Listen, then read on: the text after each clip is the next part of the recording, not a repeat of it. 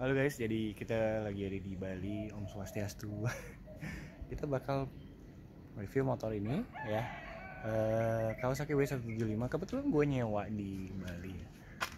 Cukup affordable ya. Nanti kita akan coba review motor ini ya. Oke. Bagaimana reviewnya? Stay tune ya.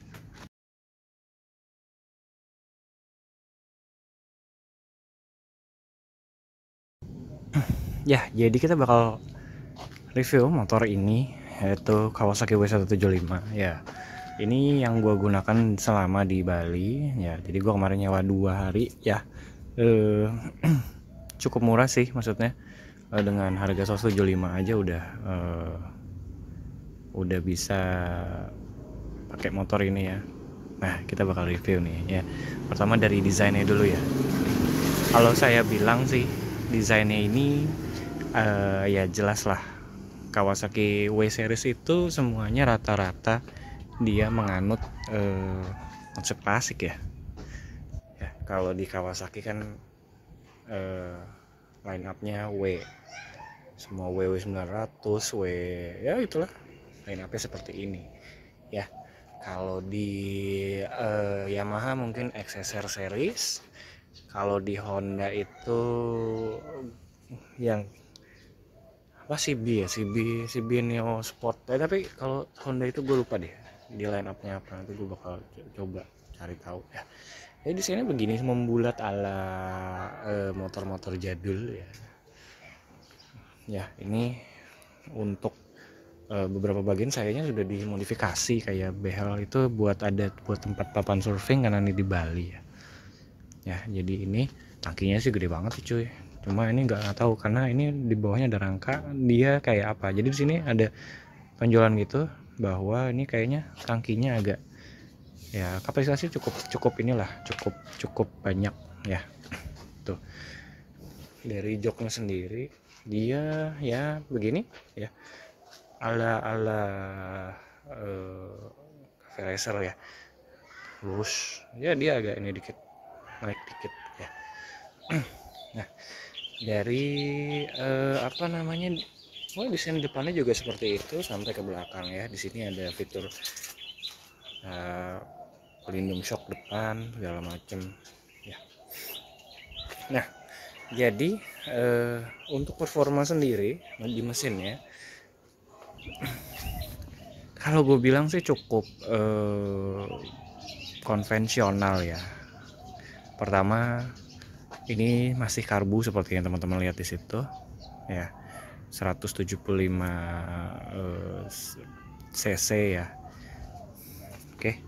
Dan ini sepertinya sudah Euro 3 karena udah ada beberapa beberapa mekanisme yang dia bikin dia saluran gas buangnya bersih. Jadi kayak ini kayaknya si secondary air, saya ingat gue sih. Terus cukup jadul sih teknologinya gue, karena ya terutama pakai karbu. Terus ini kayaknya kelistrikannya masih AC ya. Jadi alternate current itu biasanya kalau misalnya gue pakai di sini, kalau mesinnya gasnya gasnya rendah ya dia ikut agak redup ya. Jadi kalau gue bilang, tapi ya listrik AC itu cukup aman untuk dipakai strolling di dalam kota atau ya jauh juga sebenarnya sih oke. Karena kalau DC, apalagi DC yang udah full wave gitu ya, nggak boleh ada namanya kurang daya gitu ya. Jadi di sini sih udah kalau gue bilang cukup aman sih ya untuk harian ya.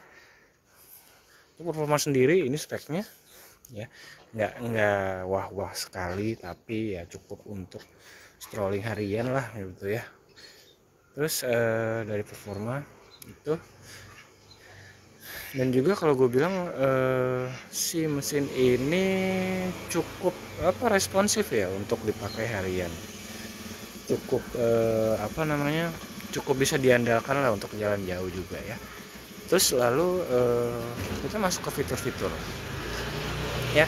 Pertama adalah fitur-fiturnya, kalau gue bilang sih cukup minim ya. Pertama, ini memang sudah ada engine cut off ya.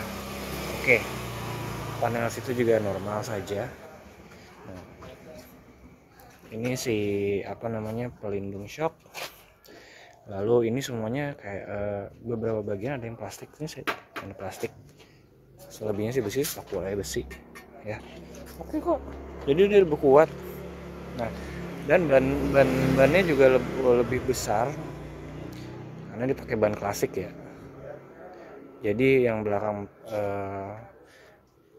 ukuran 4, yang depan ukuran 3,5, 350 ring 17.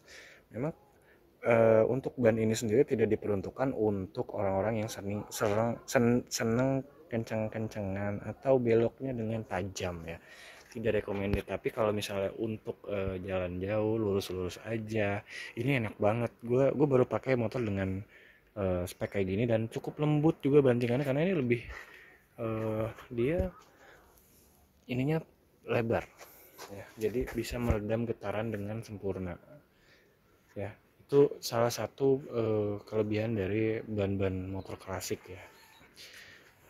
Shock breaker sendiri ini cukup kecil, kayaknya di 31 mili ya, nanti gue bakal cari tahu. Nah, untuk di belakangnya juga cukup klasik sih kalau gue bilang. Jadi nggak gimana sih ya.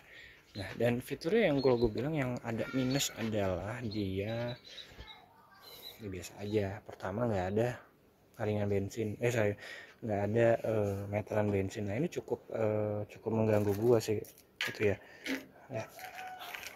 Karena kenapa di sini kita nggak bisa lihat ya, cuma digoyang-goyang gini aja. Nah, kalau misalnya masih ada bensinnya kayak gitu, berarti dipastikan masih 3/4 isi full ya.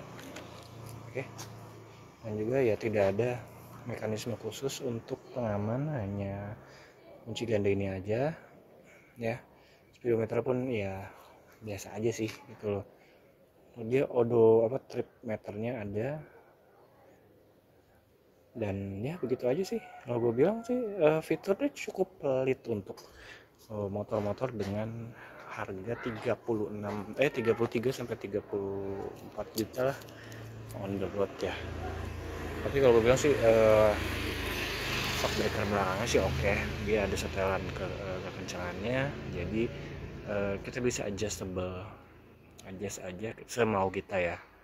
Mau peredaman lebih stiff kaku, tinggal dinaikin ke sini. Kalau mau yang lembut ya di sini berarti ya.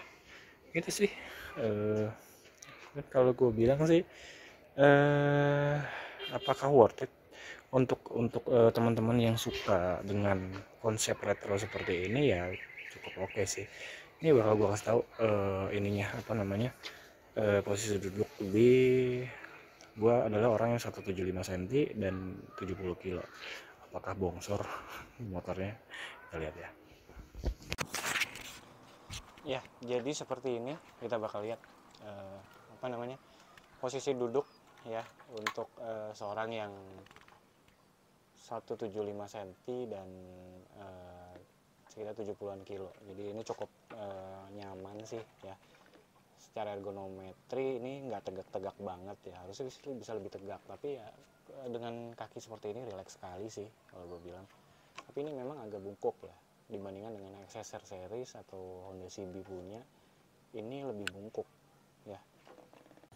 Nah, itu dia posisi duduk dari gua yang 175 cm dan 70-an kilo. Nah, fitur yang mengganggu adalah dia tidak ada standar tengah ya, atau standar tengahnya memang tidak ada standar tengahnya. Jadi pas dilihat nggak ada. Jadi memang cukup kalau gue sih bilang harusnya sih ada standar tengah ya, cuma mungkin Kawasaki mempertimbangkan hal lain ya, jadi tidak ada ya. Oke, itu aja sih dari gue. Cukup ini ya, cukup oke sih kalau buat yang teman-teman retro klasik ya, cukup oke. Cuma kalau untuk gue karena gue kurang senang sama konsep klasik ya, motor ini kalau gue bilang sih biasa aja gitu, dengan fitur yang gak terlalu wah ya. Oke, Ya itu aja sih dari gua. Thank you for watching. Ketemu lagi dengan review selanjutnya dari Dimsi Dims. Oke, Dimsi Dims out. Thank you.